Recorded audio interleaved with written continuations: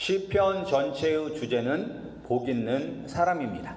그러니까 시편 1편부터 마지막 150편까지 이 전체의 주제는 복 있는 사람입니다. 오늘 말씀을 통해서 또 어떤 사람이 하나님의 축복을 받는 그런 행복한 사람인지 살펴보겠습니다.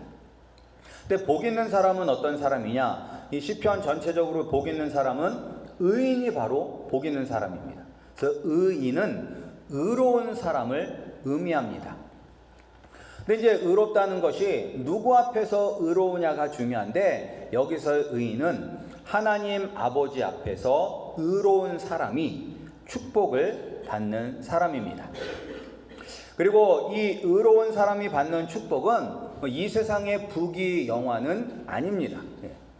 하나님 앞에 의로운 사람은 하나님이 주시는 축복을 받습니다. 근데 이렇게 하나님의 축복을 받는 사람이 있다면 그 반대로 하나님의 저주와 심판을 받는 사람이 있습니다. 그 사람은 악인입니다. 그래서 이 시편 항상 의인과 악인을 비교하고 있습니다.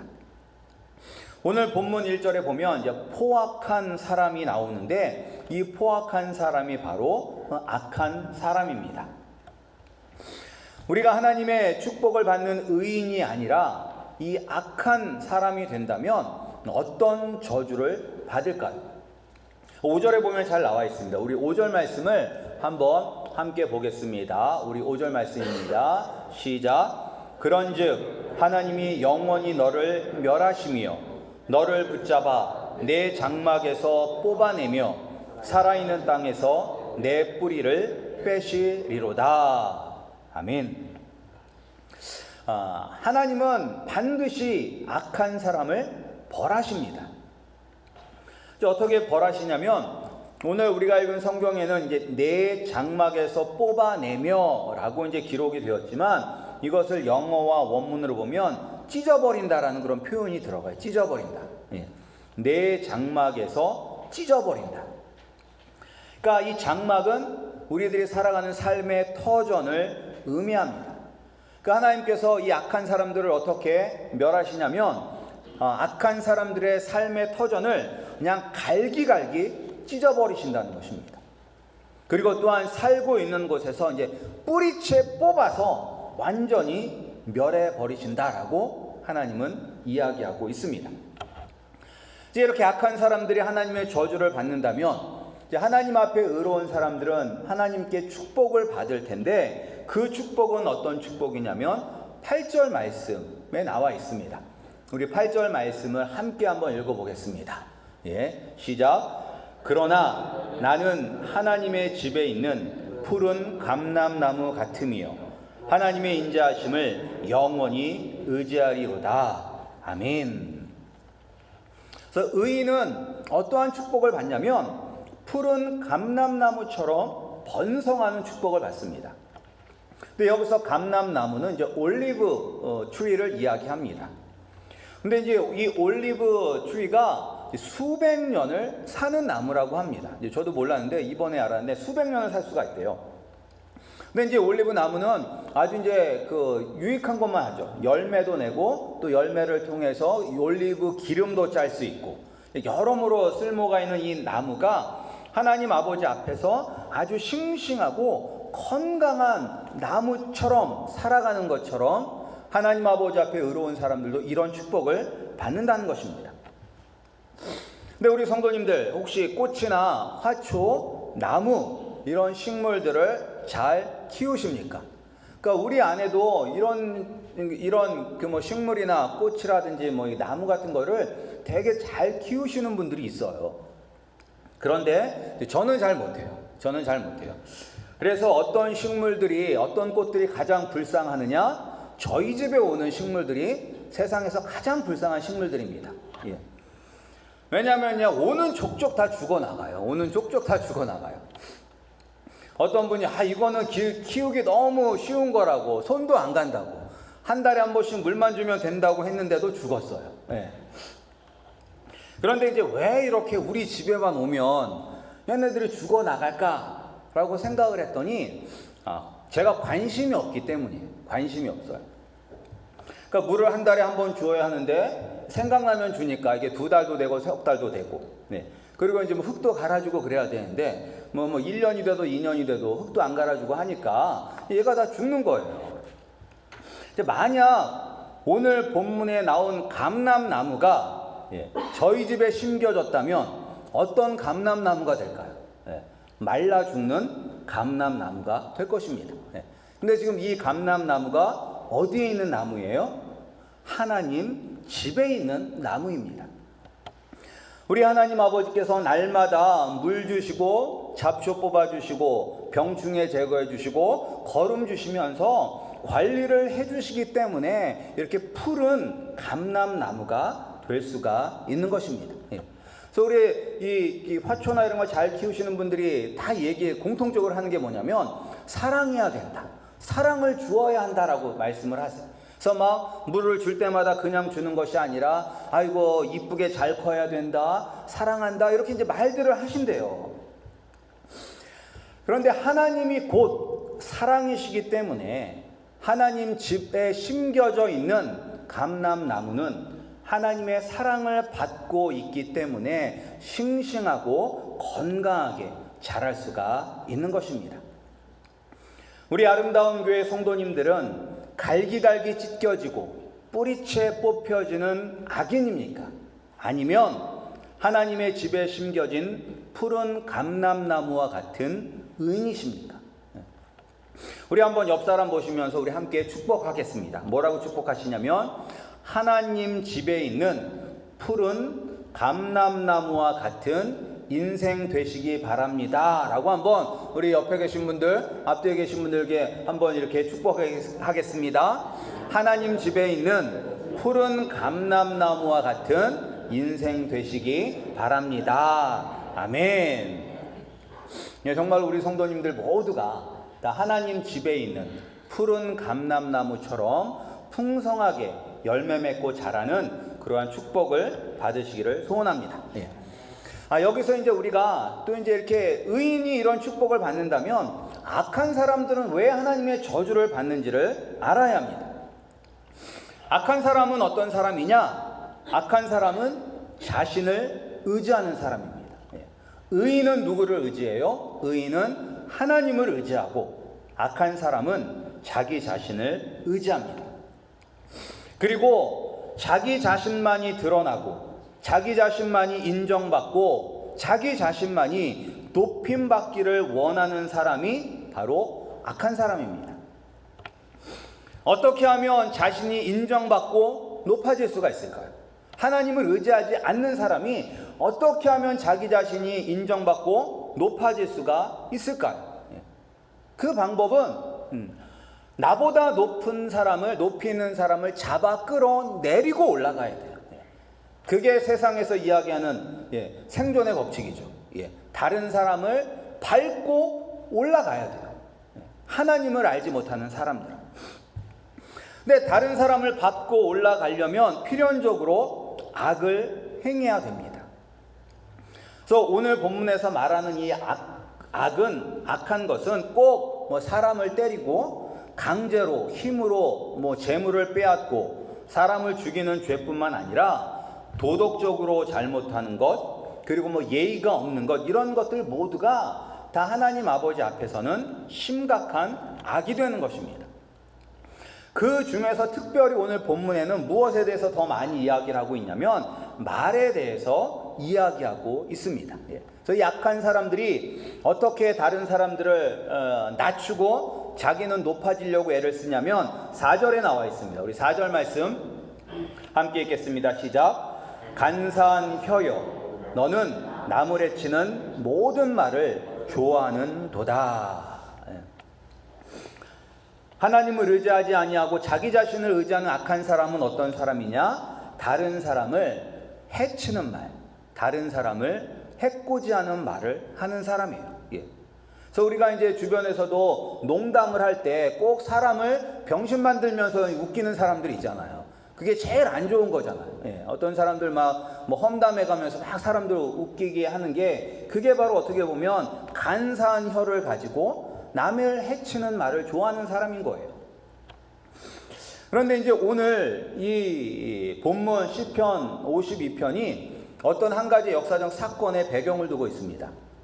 그 사건은 사무엘상 21장과 22장에 나오는 한 가지 사건을 배경으로 쓰여진 이 시예요. 거기에는 어떤 사건이냐면 이제 사울 왕이 이 다윗을 죽이려고 하는 것을 다윗이 분명히 알았어요. 그 전까지는 뭐 실수도 있고 오해일 수도 있었지만 분명히 사울이 의도적으로 나를 죽이려고 하고 있다는 것을 다윗이 알고 다윗이 이제 야반 도주하듯이 빈손으로 도망을 가게 됩니다. 도망을 나오니까 지금 배도 고프고 그리고 뭐 무기도 없고 이래서 다윗이 놉이라는 도시로 갑니다. 놉이라는 도시에 가서 거기에 있는 대제사장 아히멜렉이라는 사람에게 떡 5개와 그리고 무기로 사용할 칼을 받습니다. 근데 이제 이 아히멜렉이라는 이 제사장은 아무것도 모르는 사람이에요. 다윗과 사울 사이에 이렇게 적대감이 있는지를 전혀 모르는 사람이에요. 다윗은 사울 왕의 사위이고 그리고 사울 왕에게 가장 충성스러운 부하다로만 알고 있는 사람이에요. 그래서 아무런 꺼리낌 없이 다윗을 도왔습니다. 그런데 이제 이 장면을 목격한 사람이 있어요. 그 사람이 누구냐면 사울 왕의 가축을 맡아서 관리하는 목자장이었던 에돔 사람 도액이었습니다. 근데 이제 사울 왕이 다윗이 도망간 것을 알게 되고 나서 이제 부하들을 닥달합니다. 너희가 나와 같은 베냐민 족속이면서 어찌 나를 버리고 다윗과 내통을 하느냐? 어떻게 한 사람도 다윗이 어디에 있는지 나에게 고발하는 사람이 없느냐라고 막 이렇게 역정을 낼 때 그때 누가 딱 앞에 나서서 이야기를 하느냐? 도액이라는 사람이 나타나서 이야기를 하죠. 사울 왕이요, 내가 봤습니다. 대제사장 아히멜렉이 다윗에게 떡을 주고 칼을 주는 것을 내가 보았습니다라고 고발을 합니다. 그러자 이제 사울이 아히멜렉과 제사장들을 불렀습니다. 그리고 이제 일방적으로 그냥 몰아가는 거죠. 어찌 너희가 다윗과 공모하여 나를 대적하느냐라고 막 다그치자 이 아히멜렉은 정말 너무나 황당하잖아요. 그래서 이제 이야기를 하죠. 다윗은 당신의 사위이며 당신의 모든 신하 중에서 가장 충실한 자가 아닙니까? 나는 이 일에 대해서 아는 것이 하나도 없습니다 라고 이야기를 하지만 이미 다윗에 대한 적대감이 가득하였던 사울은 제사장들을 다 죽이라고 명령을 내립니다. 그러나 거기에 있던 사울의 부하들은 누구도 하나님의 제사장을 죽이지 않습니다. 왜냐하면 하나님의 제사장 죽이는 꺼림직하잖아요. 그래서 안 하고 있었는데 누가 나서서 죽였냐? 이 에돔 사람 도액이 그 자리에서 대제사장 아히멜렉과 85명의 제사장들을 죽입니다. 거기서 그치는 것이 아니라 도시 놉에 가서 그곳에 살고 있는 남녀, 아이들, 젖먹이들, 소와 나귀와 양을 칼로 다 쳐 죽입니다. 근데 왜 도액이 그 자리에서 사울 왕에게 다윗을 고발하였고 그리고 그가 몸소 나서서 제사장들을 죽이고 죄 없는 아이들, 가축까지 다 나서서 죽였을까요? 그것은 자기 자신이 출세할 수 있는 기회로 보았기 때문입니다. 내가 이 기회에 사울 왕에게 잘 보이면 내가 한자리 할 수 있지라는 그런 기회로 본 거예요. 이 사건을 전해 듣고 다윗이 쓴 시가 바로 오늘 본문 시편 52편입니다. 그래서 여기서 간사한 혀를 가진 사람, 거짓을 사랑하는 사람은 어찌 보면 이제 도액을 생각하면서 지은 것이죠. 도액이 바로 하나님을 의지하지 않고 자신을 사랑하는 그리고 자신을 의지하는 사람입니다. 죄에 물들었기 때문에 자신을 사랑하고 하나님을 사랑하지 못하고 이웃을 사랑하지 못하는 사람이 된 것입니다. 근데 우리가 이런 도액을 생각하면 누가 여러분들의 마음속에 떠오릅니까? 한번 생각해 보시기 바랍니다. 이 도액이라는 사람처럼 거짓을 사랑하고 남의 말하기 좋아하는 사람을 한번 떠올려 보시기 바랍니다. 누가 여러분의 마음속에 떠오릅니까? 어떤 분이 여러분의 마음속에 떠올라요? 여기서 우리가 모두 공통적으로 떠올려야 하는 사람이 있습니다. 그 사람이 누구냐? 바로 자기 자신이 떠올라야 돼요. 자기 자신. 내가 바로 선보다 악을 사랑하고 남을 해치는 말을 좋아하는 사람이다를 깨닫고 인정해야 돼요. 만약 여러분들이 자기 자신을 떠올린 것이 아니라 다른 사람을 떠올렸다면 지금 여러분은 영적으로 심각하게 잘못된 방향으로 가고 있는 것입니다. 여러분들이 네로불람이라는 말 다 들어보셨죠? 네로불람. 예. 내가 하면 로맨스, 남이 하면 불륜. 예. 이게 이제 얼마 전 한국에서 한참 그 법무부 장관 때문에 막 시끄러운 적이 있었습니다. 그때 막 공격할 때 다 자녀 교육 문제 때문에 막 이렇게 여당이나 야당 할 것 없이 서로 막 공격을 했어요. 그러면서 서로 상대방의 도덕적인 문제를 무기로 삼아서 막 공격을 했죠. 그런데 이제 객관적으로 보면 다 그 밥에 그 나물이잖아요. 국회의원들 여당 야당 할 거 없이 다 똑같이 조사하면 거기 다 걸릴 텐데 자기들은 깨끗한 것처럼 이야기하는 것을 보면 가관이죠.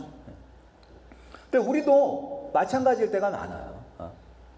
나 자신은 항상 선한 말만 하고 은혜가 되는 말만 하십니까? 우리는 악인들처럼 자기 자신을 위해서 살고 자신을 위해서 남에 대해서 안 좋게 이야기하지는 않는지요. 가끔 이런 분들이 있습니다. 아우 나는 물만 먹어도 살이 쪄. 이렇게 얘기하시는 분들이 있어요. 예. 그래서 진짜 억울한 듯이 이야기를 하잖아. 나는 이제 먹지도 않는데 물만 먹어도 살이 쪄. 라고 이야기를 해요. 그런데 이제 그런 분들이 TV에 나왔어요. TV에 나왔는데 이제 관찰 카메라를 집안 곳곳에다 했더니 어떻게 해요? 정말로 물만 먹어요? 하루 종일 먹어요. 하루 종일. 예. 먹으니까 살이 찌는 거지 먹지 않는데 살이 찐다는 것은 거짓말이에요. 거짓말. 예. 그런데 이게 자기 자신을 객관적으로 보지를 못하냐. 내가 생각할 때 나는 분명히 안 먹는데 왜 살이 찌는 것이지라고 생각을 하잖아요. 근데 이제 관찰 카메라를 보니까 계속 먹잖아요. 그것과 마찬가지로 우리도 우리 자신을 객관적으로 보면 우리도 남의 말하기 좋아할 때가 참 많은 것을 발견하게 됩니다. 예. 그래서 예전에 교회에 있을 때도 어떤 친구들이 와가지고 왜는 이렇게 맨날 남을 욕하고 다니는지 모르겠다고 막 저한테 하소연할 때 속으로는 너나 잘해 이렇게 앞에 대놓고는 할 수 없으니까 속으로 너나 잘하라고 그렇게 이제 마음을 먹었던 적이 있었거든요. 그것처럼 우리는 우리 자신을 제대로 보지 못해요. 나는 착하고 나는 경건하고 나는 의로운 사람이라고 생각을 하지만 객관적으로 보면 나도 다른 사람들과 별반 다르지 않는 그런 사람입니다. 그래서 우리가 이 말씀을 들을 때 어떠한 자세로 듣느냐가 제일 중요해요. 그래서 우리가 어떤 자세로 들어야 돼요? 말씀을 들을 때 이 말씀은 누구에게 하는 말씀이다? 이 말씀은 나에게 하는 말씀이다로 들어야 돼요. 오늘 이 말씀은 누가 와서 들어야 되는데 오늘 교회를 빠졌네 막 이렇게 생각하면 안 돼요. 이 말씀은 나에게 하시는 말씀입니다. 왜? 남은 중요하지 않아요. 내가 가장 중요해요. 왜? 하나님과 나와의 관계가 가장 중요한 것이지 그리고 나서 남과의 관계는 어떻게 하는 관계예요? 사랑하는 관계지. 내가 하나님과 좋은 관계, 하나님의 은혜를 깨달았다면 그 은혜를 깨닫고 남을 험담하고 남을 비판하는 것이 아니라 남을 불쌍히 여기는 게 정말로 은혜 받은 사람, 하나님의 집에 심겨져 있는 그런 푸른 감람나무가 되는 것입니다. 그래서 우리는 다 남이 아니라 나 자신을 보아야 합니다. 그래서 우리가 6절에 보면 이렇게 기록이 되어 있어요. 의인이 보고 두려워하며. 의인이 보고. 그러니까 의인이 악인이 하나님 아버지 앞에 심판받는 것을 보면서 그 악인들을 한편으로는 비웃으면서 한편으로는 두려워해요. 왜 두려워할까요? 의인인데. 그 두려워하는 이유는 혹시 나도 부지불식간에, 나도 모르는 사이에 저 악한 사람들과 똑같이 행동하고 있지는 않은지 거기에 대해서 두려워하라는 것입니다. 예수님도 항상 누구 먼저 보래요? 남부터 보래요? 아니면 너 자신부터 보래요? 내 눈에 있는 들보부터 빼고 남의 눈에 있는 티끌을 제거하라고 예수님은 말씀하지 않습니까? 의인은 어떤 사람이에요? 이렇게 작은 죄에도 정말로 하나님께서 죄를 얼마나 사랑하시는지를 깨닫고 깨어서 내가 혹시 내가 모르는 가운데 죄를 짓지는 않고 있는지 두려워하는 사람이 바로 의로운 사람입니다. 이렇게 작은 죄에도 깨어있는 사람이 어떤 행동을 할 수가 있느냐? 감사하는 사람이 될 수가 있습니다. 감사하는 사람. 근데 이 감사도 어떤 특정한 사건에 대해서만 감사하는 것이 아니라 범사에 감사해야 돼요. 범사에. 하는 일이 잘 돼도 감사, 하는 일이 잘 안 돼도 감사, 사람들이 나를 칭찬해도 감사, 사람들이 나를 미워하고 욕해도 예수님의 고난에 동참하기 때문에 감사해야 됩니다. 그래서 어떤 목사님이 자기가 평생 이런 예배는 처음 드려봤다라고 이렇게 얘기하시는 분이 있었어요.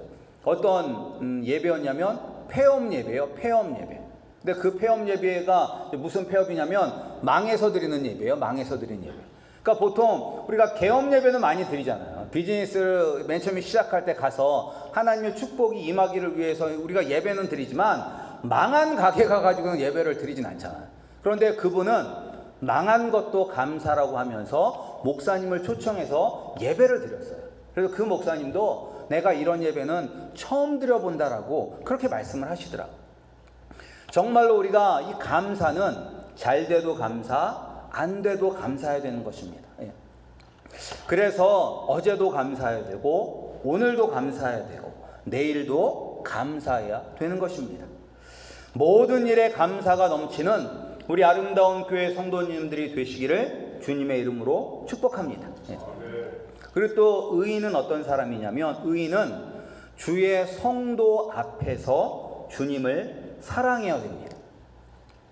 나 혼자만 주님을 사랑하는 것이 아니라 주의 성도들 안에서 그리고 주의 성도들과 함께 주님을 사랑해야 합니다. 우리가 그래서 히브리서에도 뭐라고 나오니 모이기를 패하는 어떤 자들처럼 하지 말라고 하잖아요.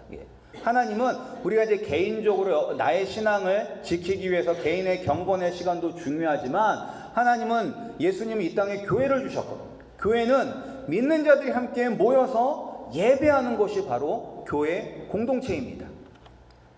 따라서 나 혼자만 잘 믿으면 돼 이게 아니라 내가 우리 교회의 모든 공동체 식구들과 다 함께 예배를 드려야 하는 것입니다.